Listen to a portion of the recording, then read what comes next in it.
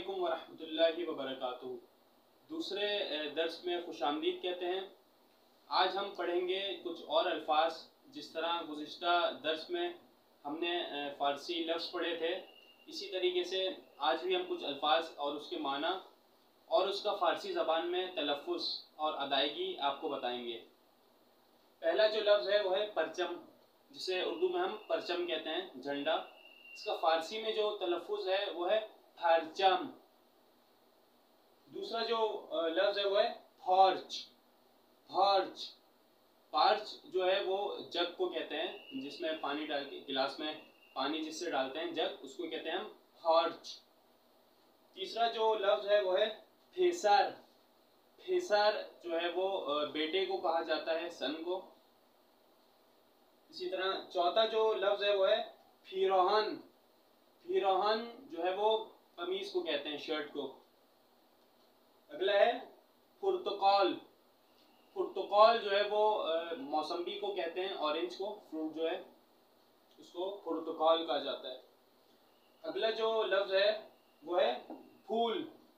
फूल पैसों को कहते हैं, नोट हो या सिक्के हो, कुछ भी हो, उसको कहते हैं फूल। अगला है हंजरे। हंजरे हंजरे जो है वो खिड़की को कहा जाता है। जो उर्दू में पिंजरा होता है उसी तरह से लिखा जाता है, लेकिन इसका माना जो है वो खिड़की होता है। इसको पढ़ते हैं, इसका जो अदायगी है वो हंजरे इस तरह से होगी। अगला जो लफ्ज़ है वो है फॉर्चे। फॉर्चे फॉर्चे जो है वो कपड़े का जो थान होता है, जो पूरा कपड़ा लेटा हुआ होता है, बगैर सिला हुआ कपड़ा, उसको कहते हैं हम फॉर्चे। इसी तरह अगला जो लफ्ज़ है वो है फिदर।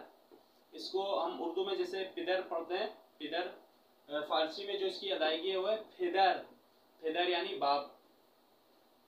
अगला जो लफ्ज़ है वो है पीशानी, जिसे उर्दू में पीशानी कहते हैं, लेकिन फारसी में इसका जो अदायगी तलफ़्फ़ुज़ है वो है फीशानी। इसी तरह से पुल, जिसे हम उर्दू में पुल पढ़ते हैं, लेकिन फारसी में इसकी अदायगी होगी फुल, इस तरह से। अगला जो लफ्ज़ है वो है पूस्त। इसको पढ़ेंगे हम फूस्त। फूस्त जो है वो खाल को कहते हैं, स्किन को। चाहे वो किसी फ्रूट की खाल हो, मसलन छिलका जो होता है फ्रूट का, उससे भी फूस्त कहेंगे, या इंसान की खाल हो या जानवर की, उसे हम फूस्त कहते हैं, फूस्त। अगला है तस्बीह, जो उर्दू में भी तस्बीह कहते हैं, लेकिन फारसी में इसकी अदायगी होगी तस्बीह, इस तरह से। अगला जो वर्ड है वो है थौब। थौब जो है वो झूले को कहा जाता है, जिसमें बैठ के झूले झूलते हैं, स्विंग, उसे थौब कहा जाता है। अगला है थलफुन।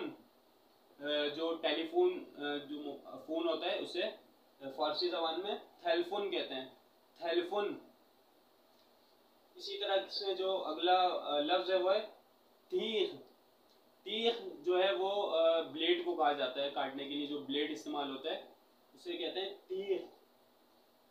अगला जो लफ्ज़ है वो है तुख्म मुर्ग। तुख्म मुर्ग जो है वो मुर्गी के अंडे को कहा जाता है, तुख्म मुर्ग। अगला है थूप।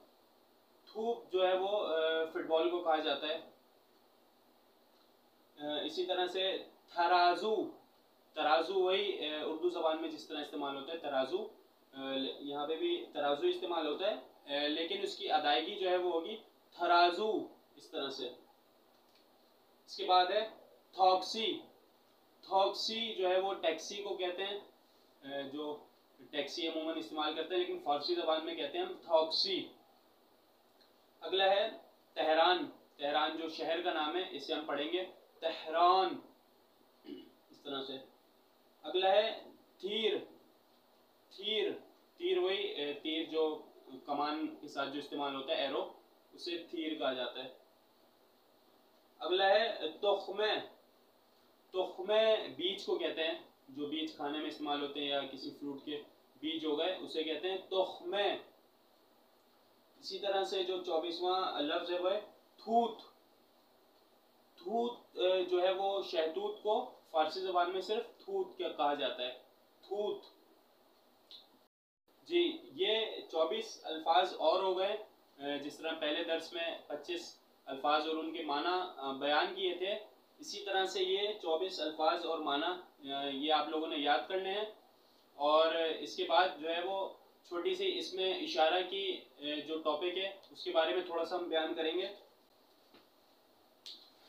जी, एक चीज़ आज आपको और बताएंगे हम, इन, आन, अस्त, इसको किस तरह से हम इस्तेमाल करते हैं। देखिए, जब हमें कोई करीब की चीज़ के बारे में बताना होता है कि ये किताब है, या दूर की चीज़ के बारे में बताना होता है कि वो मसलन दरवाज़ा है, या वो खिड़की है, या वो लड़का है, कुछ भी, तो उसको फ़ारसी में किस तरह से हम बोल सकते हैं, आज हम ये भी सीखेंगे। देखिए, इन कहते हैं ये को, ये। इसी तरह से आन कहते हैं वो को, वो। और अस्त कहते हैं उर्दू ज़बान में है को। ये इनके माने हैं। अब इसको हम जुमले में किस तरह इस्तेमाल करेंगे, यहाँ पे बीच में हमें जिस चीज़ के भी बारे में बताना हो, मिसाल के तौर पे अगर करीब की चीज़ के बारे में बताना हो तो हम यहाँ इन के साथ इस्तेमाल करेंगे कि इन किताब अस्त, कि मसलन ये किताब है। या मिसाल के तौर पे मार्कर है ये मेरे पास, तो मुझे बताना है कि ये मार्कर है, तो मैं क्या बयान करूँगा, इन मौजीक आस्त, मार्कर को मौजीक कहा जाता है। अब ये कुछ जुमले मैंने लिखे हैं, इसके बारे में आपको पढ़ के सुनाता हूँ ये आपको। जैसे इन मिदाद आस्त, मिदाद जो है वो पेंसिल को कहा जाता है। इन मिदाद आस्त, इसका मतलब है ये पेंसिल है, क्योंकि इन का मतलब आपको बताया था ये होता है, और अस का मतलब होता है।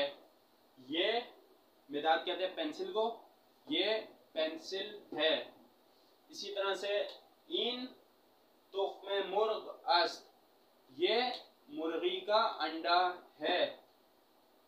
इसी तरह से जैसे ऑन किताब अस्त, वो किताब है।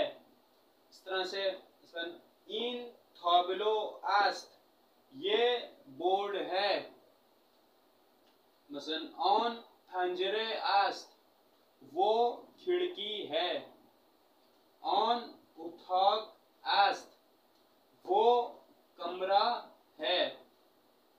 इस तरह से आपने और भी अल्फाज जो है वो मिला के जुमले बनाने हैं ऑन और इन का इस्तेमाल करते हुए। आपने जो गुज़िश्ता दर्स में अल्फाज माने पड़े फारसी के अल्फाज, उनको इस्तेमाल करते हुए आपने जुमला बंदी करनी है, जुमले बनाने हैं इन और आन के जुमले, ताकि आपकी जो है वो अच्छे से मश्क हो सके, प्रैक्टिस हो सके। और आपको जो अल्फाज आज आपको अल्फाज और उनके माना बयान किए हैं, आपने उनको कॉपीज़ में लिख के याद करना है, उसके माना को लिखना है और उसकी प्रैक्टिस करनी है सही तलफ़्फ़ुज़ और फ़ारसी ज़बान में जिस तरह से उसकी अदायगी होती है उसके साथ। बाकी आज का दर्स जो है वो तमाम हुआ। अगली वीडियो में, अगले लेक्चर में फिर आपकी खिदमत में हाजिर होंगे। अभी के लिए इजाज़त दीजिए। अल्लाह हाफ़िज़।